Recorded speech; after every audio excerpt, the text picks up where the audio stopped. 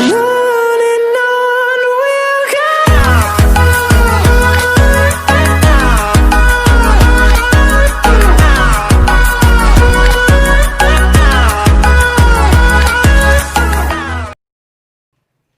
Assalamualaikum warahmatullahi wabarakatuh. Kami dari kelompok 4 akan mempresentasikan hasil kerja kelompok kami mengenai materi media pembelajaran berbasis ICT. Baiklah, terlebih dahulu saya akan memperkenalkan anggota kelompok kami. Sebagai pemateri pertama, Aris Fadlan membahas pengertian media pembelajaran berbasis ICT. Sebagai pemateri kedua, yaitu Meila Faiza Hidalubis dengan Kistika Meilaini membahas fungsi media pembelajaran berbasis ICT.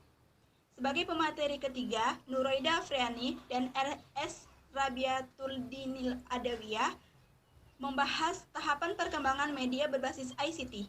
Sebagai pemateri keempat, Ulan Maulidina dan Eka Muti Asmara membahas contoh media pembelajaran yang memanfaatkan ICT beserta kelebihan dan kekurangannya. Baiklah, sebagai penyaji pertama, saya akan menjelaskan apa itu media pembelajaran berbasis ICT. Saya akan menjelaskan satu persatu. Yang pertama, media. Media merupakan segala sesuatu yang dapat digunakan untuk menyalurkan pesan dan dapat merangsang pikiran, membangkitkan semangat, perhatian, dan kemampuan siswa, sehingga dapat mendorong terjadinya proses belajar pada siswa. Selanjutnya, media pembelajaran.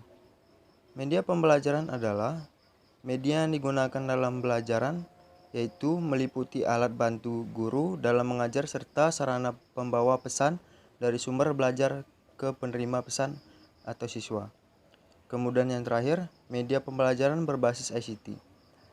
Media pembelajaran berbasis ICT adalah komponen sumber belajar yang mengandung materi internasional di lingkungan siswa yang berbentuk teknologi informasi dan komunikasi. Terima kasih. Assalamualaikum warahmatullahi wabarakatuh. Saya Kistika Meilaini. Di sini saya menjelaskan manfaat media pembelajaran berbasis ICT. Yang pertama, meningkatkan kualitas pembelajaran. Yang kedua, memperluas akses terhadap pendidikan dan pembelajaran. Yang ketiga, membantu memvisualisasikan ide-ide abstrak. Yang keempat, mempermudah pemahaman materi yang sedang dipelajari. Yang kelima, menampilkan materi pembelajaran menjadi lebih menarik. Dan yang keenam, memungkinkan terjadinya interaksi antara pembelajaran dengan materi yang sedang dipelajari. Baiklah, saya Meila Faiza Hidalubis akan menambahkan materi mengenai manfaat media pembelajaran berbasis ICT atau Information and Communication Technology. Yang pertama yaitu menarik perhatian siswa. Saat ini, semua siswa sudah mengenal internet. Kemanapun dan dimanapun, internet akan menjadi sahabat bagi para siswa. Internet merupakan salah satu bagian dari ICT. Semua siswa tertarik dengan internet.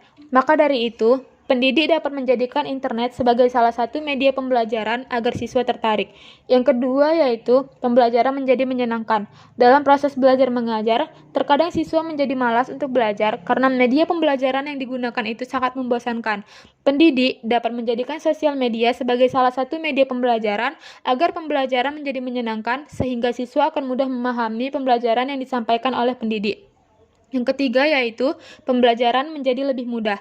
Saat ini, masyarakat sedang dimanjakan oleh kemudahan dengan perkembangan teknologi dan komunikasi yang semakin pesat, tak terkecuali oleh para siswa. Internet mempermudah para siswa untuk mendapat materi secara cepat dan dengan mudah. Dalam pembelajaran, seorang pendidik harus memberikan kesempatan kepada siswa untuk mendapatkan materi lewat internet, tetapi dari sumber yang terpercaya. Yang keempat yaitu memberikan pengetahuan lebih kepada siswa.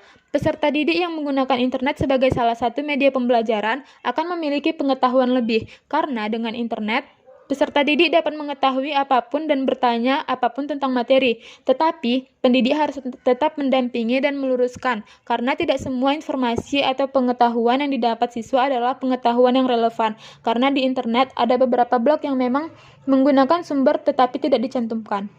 Yang kelima yaitu mempermudah komunikasi internet.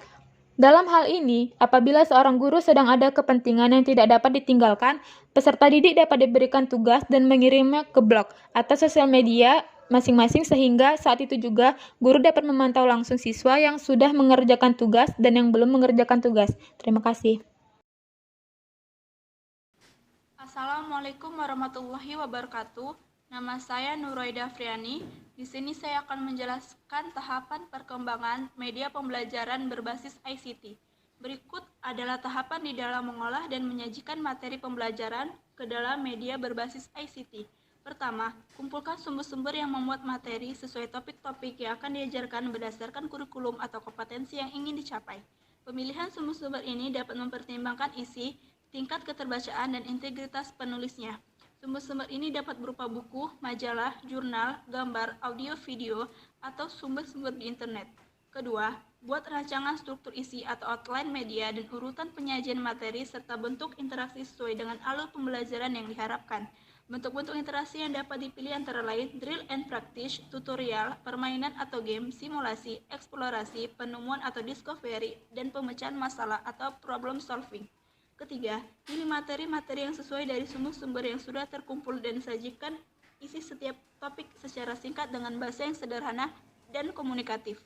Dilengkapi dengan ilustrasi atau visualisasi dalam bentuk gambar, grafik, diagram, foto, animasi, atau audio video. Di dalam memberikan visualisasi materi tekstual, pengembang media perlu memperhatikan persyaratan visual, antara lain visible atau mudah dilihat, interesting atau menarik, simple atau sederhana, useful atau berguna, akurat atau tepat, legitimat atau benar, dan struktur atau terstruktur. Terima kasih. Baiklah, saya RS Rabiatuddin Adewi Harahap akan menjelaskan mengenai strategi mengolah materi untuk pengembangan media pembelajaran berbasis komputer.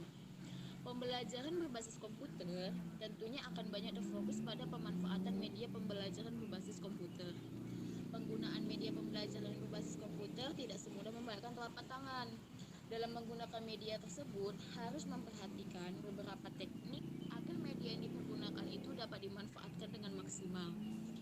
Adapun berikut ini beberapa strategi bagaimana mengolah materi untuk pengembangan media pembelajaran berbasis komputer. Strategi ini meliputi 1. Seleksi buku. Memilih buku yang akan menjadi acuan dengan mempertimbangkan isi materi, tingkat kesulitan, metodologi instruksional, dan integritas keilmuan penulis. Yang kedua yaitu strukturisasi. Strukturisasi diawali dengan membuat proposisi dari teks dasar. Nah, setelah menentukan proposisi utama, makro, dan mikro, langkah selanjutnya adalah mengalihkannya ke bentuk online, sehingga didapat sebuah model presentasi teks. Yang ketiga yaitu seleksi materi yang sesuai dengan kebutuhan siswa. Maksudnya adalah tidak semua materi yang ada dalam topik atau materi diperlukan oleh siswa.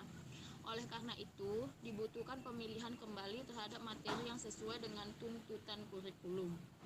Yang keempat yaitu reduksi. Reduksi materi yang akan diajarkan dengan cara penyederhanaan bahasa, visualisasi, dan penggunaan teknik historis. Penyederhanaan bahasa dilakukan dengan mengabaikan hal-hal yang kurang relevan dengan kebutuhan siswa. Visualisasi dilakukan dengan memberikan gambar dari suatu proses yang terjadi dan akan lebih mudah dipahami jika disajikan dalam bentuk gambar atau visual.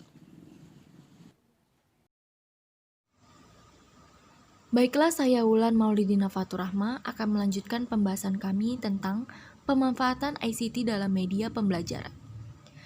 Tahapan awal pemanfaatan internet dalam pengajaran berbentuk model web portal belajar. Model ini menggunakan internet sebagai penunjang peningkatan kegiatan belajar mengajar. Jadi, peningkatan kualitas pengajaran masih sangat mengutamakan tatap muka di kelas. Model web portal belajar menjadikan internet sebagai penyedia sumber belajar yang bisa diakses secara online. Tahap selanjutnya disebut pembelajaran jarak jauh atau distance learning. Pengajar dan peserta didik terpisah oleh ruang dan waktu. Walau demikian, diskusi masih bisa dilaksanakan, baik secara sinkron maupun asinkron. Seluruh kegiatan pengajaran dilakukan melalui internet, sehingga kegiatan tatap muka secara fisik tidak diperlukan.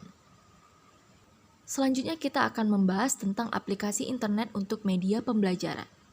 Internet menyediakan banyak kemudahan bagi dunia pengajaran. Telah tersedianya berbagai pilihan aplikasi yang bisa dimanfaatkan demi memperlancar jalannya proses pengajaran. Pilihan aplikasi yang tersedia sangat beragam, mulai dari yang gratis atau di bawah open source project hingga komersial atau di bawah vendor tertentu. Beberapa aplikasi teknologi informasi dan komunikasi dalam pengembangan pembelajaran yang dapat dikembangkan antara lain: 1. Pembelajaran berbasis komputer, 2. E-learning, 3. Pembelajaran berbasis web, 4. Penilaian berbasis TIK, dan 5. Perpustakaan online. Selanjutnya ada pembahasan tentang aplikasi pendukung, antara lain 1.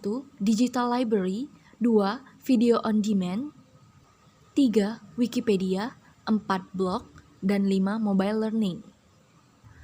Ada banyak sekali kelebihan pembelajaran berbasis ICT, yaitu 1. Melalui ICT, gambar-gambar dapat lebih mudah digunakan dalam proses mengajar dan memperbaiki daya ingat dari para murid.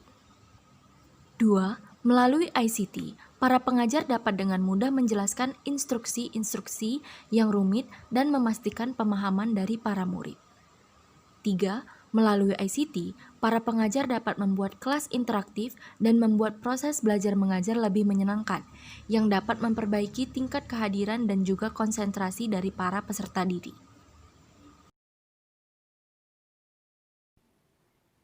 Assalamualaikum warahmatullahi wabarakatuh. Nama saya Eka Mutia Asmara. Di sini saya akan menjelaskan kekurangan teknologi informasi dan komunikasi serta penghambat media pembelajaran berbasis komputer. Kekurangan teknologi informasi dan komunikasi diantaranya: yang pertama, kemajuan TIK juga akan semakin mempermudah terjadinya pelanggaran terhadap hak atas kekayaan intelektual, karena semakin mudahnya mengakses dan menyebabkan orang yang bersifat plagiatis akan melakukan kecurangan. Yang kedua, walaupun sistem administrasi suatu lembaga pendidikan bagaikan sebuah sistem tanpa celah, akan tetapi jika terjadi suatu kecerobohan dalam menjalankan sistem tersebut akan berakibat fatal. Yang ketiga, salah satu dampak negatif adalah melatih anak untuk berpikir pendek dan bertahan berkonsentrasi dalam waktu yang singkat. Yang keempat, penyebab utama sikap malas karena kemudahan yang diberikan. Yang kelima, menjadi konsumtif karena teknologi informasi menyediakan hal-hal yang instan, otomatis, berpengaruh pada pikiran kita, seakan-akan teknologi adalah sebuah kebutuhan primer yang kemudian berpengaruh pada lifestyle. Selanjutnya, penghambat media pembelajaran berbasis komputer. Yang pertama, biaya pengadaan dan perawatan media berbasis komputer masih tinggi. Yang kedua, diperlukan ahli atau teknisi, orang yang berkompeten untuk mengenalkan bagaimana pemanfaatan media berbasis komputer. Yang ketiga, variasi pilihan media pembelajaran berbasis komputer yang menyebabkan kebingungan dalam menentukan media apa yang akan digunakan, karena saking banyaknya variasi yang telah tersedia. Yang keempat, masalah tidak stabilnya jaringan internet yang kita rasa sangat mengganggu berbagai perencanaan yang telah kita buat, yang akan kita gunakan dalam pembelajaran dengan memanfaatkan teknologi informasi dan komunikasi. Walaupun seluruh area sekolah telah tercover oleh fasilitas wireless hotspot, namun tidak dapat terkoneksi ke seluruh jaringan internet. Yang kelima, keterbatasan tenaga operasional untuk bisa memanfaatkan teknologi informasi dan komunikasi. Perlu adanya tenaga khusus yang mengolah media tersebut, karena tidak setiap guru mampu mengoperasikan media tersebut. Kondisi ini merupakan masalah baru yang akan sulit mengatasinya. Hal ini karena keterbatasan tenaga operasional untuk melakukan penjadwalan, perawatan, dan pengoperasian ketika guru akan memanfaatkan media. Yang keenam, kurangnya kompeten guru dalam memanfaatkan berbagai fasilitas teknologi informasi dan komunikasi yang telah disediakan oleh pihak sekolah. Hal ini terkadang dipengaruhi oleh faktor kompetensi guru yang bersangkutan. Dari segi usia, terkadang guru yang sudah berumur kesulitan untuk mengikuti derasnya perkembangan arus teknologi informasi dan komunikasi, yang pada akhirnya membuat kewalahan dalam memanfaatkan perangkat tersebut dalam mengandung materi yang diajarkan. Where are you now that I need you?